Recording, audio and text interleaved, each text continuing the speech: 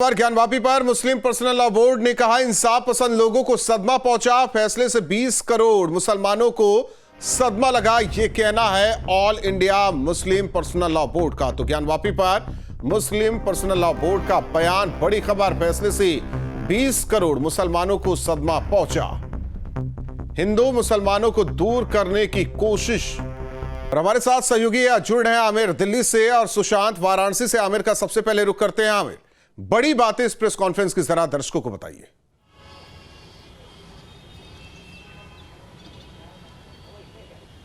देखिए, आज की जो प्रेस कॉन्फ्रेंस थी, खासतौर पे मुस्लिम पर्सनल लॉ बोर्ड के अध्यक्षता में ये प्रेस कॉन्फ्रेंस हुई और इस प्रेस कॉन्फ्रेंस में जो मुस्लिम पर्सनल लॉ बोर्ड के अध्यक्ष थे वो साफ तौर पे यहाँ पर आए और यहाँ पर उन्होंने जो बयान दिया उसमें साफ तौर पर उन्होंने कहा कि जिस तरह से वाराणसी में ज्ञानव्यापी में जिस तरह से पूजा की इजाज़त दी गई है, उससे पूरा देश और पूरे देश के मुसलमान जो हैं वो आहत हैं और इसकी प्रतिक्रिया भी होगी, हो सकती है, लेकिन अपील की तमाम मुसलमानों से कि वो शांति बनाए रखें। ऐसी ही प्रतिक्रिया जो है तमाम उलेमाओं ने, खासतौर पे तमाम जो मुस्लिम संगठन के अध्यक्ष हैं, प्रवक्ता हैं, उन्होंने भी दी, क्योंकि साझा प्रेस कॉन्फ्रेंस थी ये। और इस प्रेस कॉन्फ्रेंस में साफ तौर पे कहा गया कि वाराणसी में ज्ञानव्यापी में जिस तरह के माहौल को क्रिएट किया जा रहा है, तो इस मामले पर हम सुप्रीम कोर्ट जाएंगे और सुप्रीम कोर्ट अगर हमें नहीं सुनेगा तो हम हाई कोर्ट भी जाएंगे। हालांकि हाई कोर्ट में इस मामले पर सुनवाई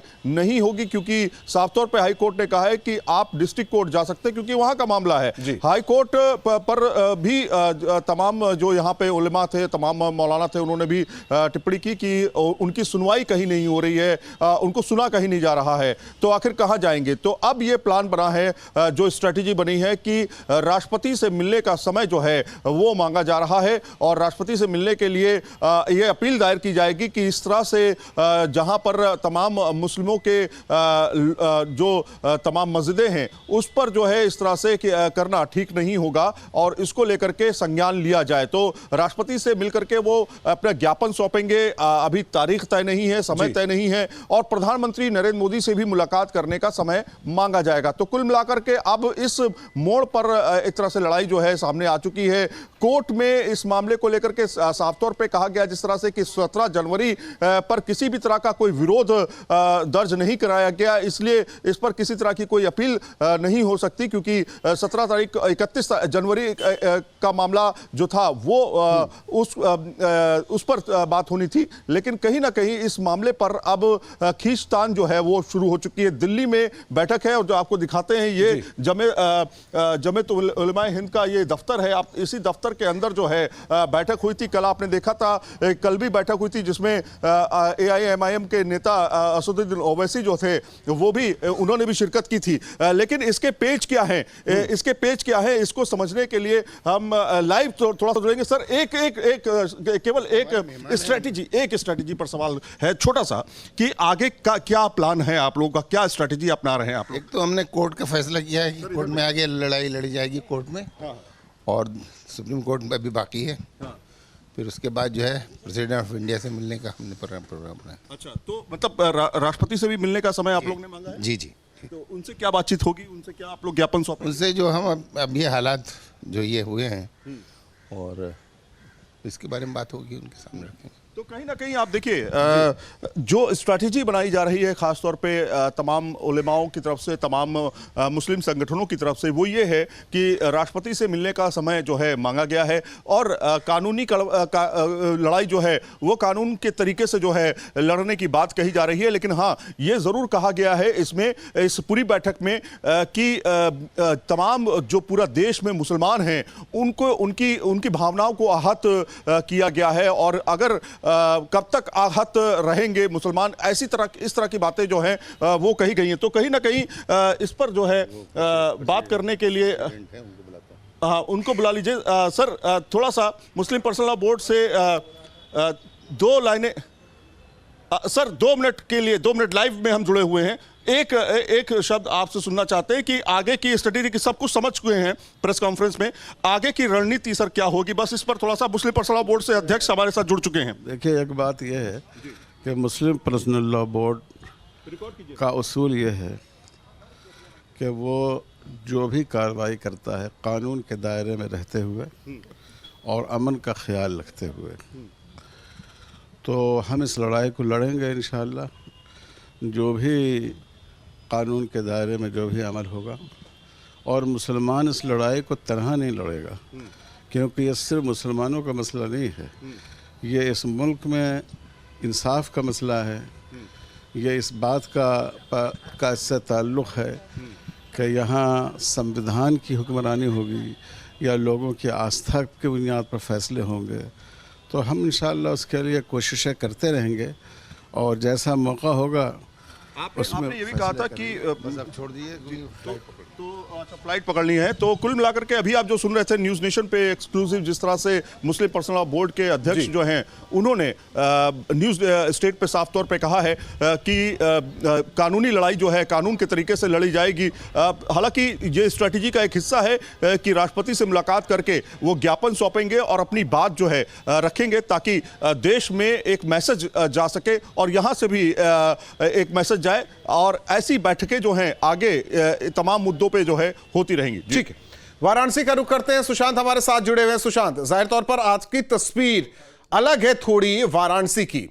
दूसरी ओर जो प्रेस कॉन्फ्रेंस दिल्ली में हुई, कई बातें निकलकर सामने आई, चाहे वो कोर्ट के फैसले को लेकर हो, उस पर सवाल उठाया गया, इसे जल्दबाजी करार दी गई, यह भी कहा गया कि हमारा पक्ष नहीं सुना गया।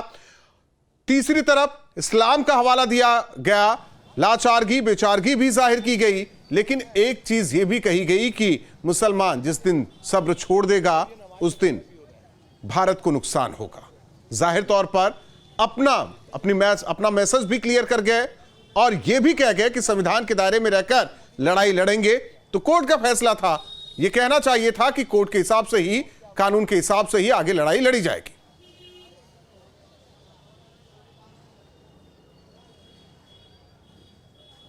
देखिए, वाराणसी में जो मुसलमान हैं वो क्या सोचते हैं, हम सीधे उनसे बात करते हैं। ये बताइए, अभी आज मुस्लिम पर्सनल लॉ बोर्ड ने प्रेस कॉन्फ्रेंस की और कहा कि 20 करोड़ मुसलमान जो हैं वो कहीं ना कहीं से इस फैसले से बेहद आहत है और इस फैसले से वो बिल्कुल सहमत नहीं है। आप लोग देख रहे हैं, मुस्लिम पर्सनल लॉ बोर्ड ये भी कहता है कि हम कोर्ट का सम्मान करते हैं और कानून का सम्मान करते हैं, कानून के दायरे में चलना चाहते हैं। आप लोग क्या सोचते हैं इस विषय में? शुरू अल्लाह के नाम से जो निहायत रहीम रहम करने वाला। मैं सरफराज अहमद, राष्ट्रीय बुनकर एक्शन कमेटी का ऑल इंडिया प्रेसिडेंट। देखिए अली जनाब, जो फैसला आया है कोर्ट के आदेश में डीएम को कहा गया कि खोला जाए, ठीक है। इसके पहले भी एक आदेश आया कि अंदर जो इसको फव्वारा और सीलिंग मारा या के बाद विवाद था, उसमें एक कमेटी बनाई गई, जो उसको क्या बोलते हैं, काउंसलिंग कमेटी जो थी, काउंसिल बनाया गया कि सारे दोनों पक्षों के वकील और दोनों पक्ष मौजूद रहेंगे। तो जब आदेश था तो आपको फिर क्या दिक्कत थी रात के अंधेरे में करने की?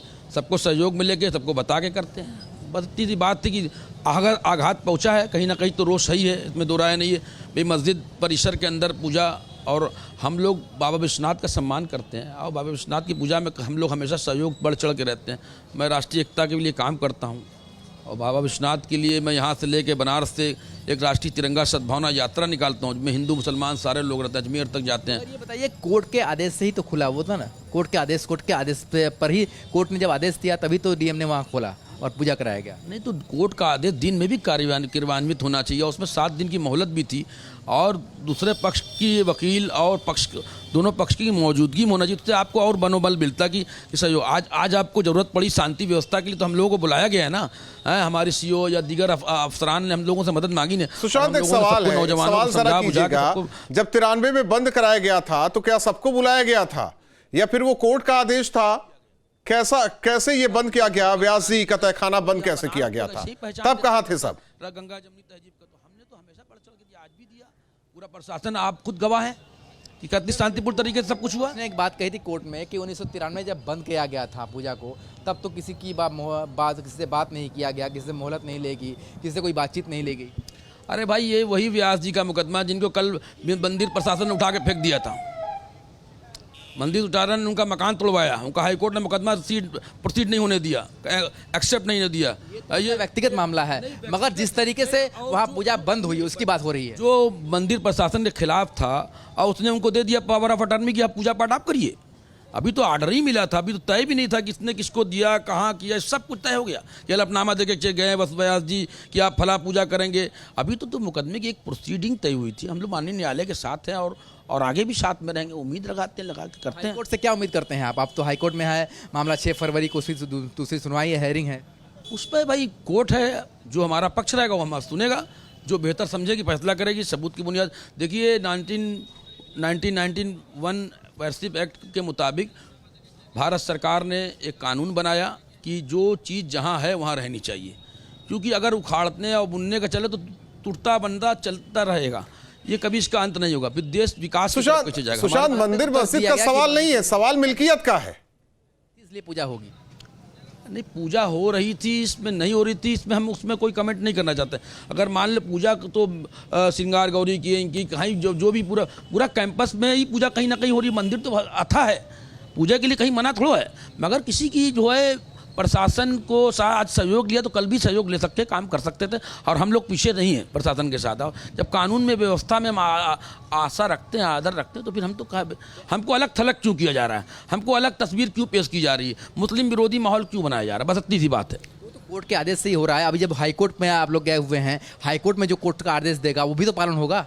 बिल्कुल होगा, हम तो कह ही रहे हैं, हम तो कानून के रात के अंधेरे में कैसा। सुशांत, आमिर, धन्यवाद आप दोनों का बातचीत करने के लिए। कड़ी सुरक्षा के बीच ज्ञानवापी में जुमे की नमाज संपन्न हुई। इस दौरान नमाजियों ने मुल्क में अमन और भाईचारे का संदेश देते हुए अपनी प्रतिक्रिया दी।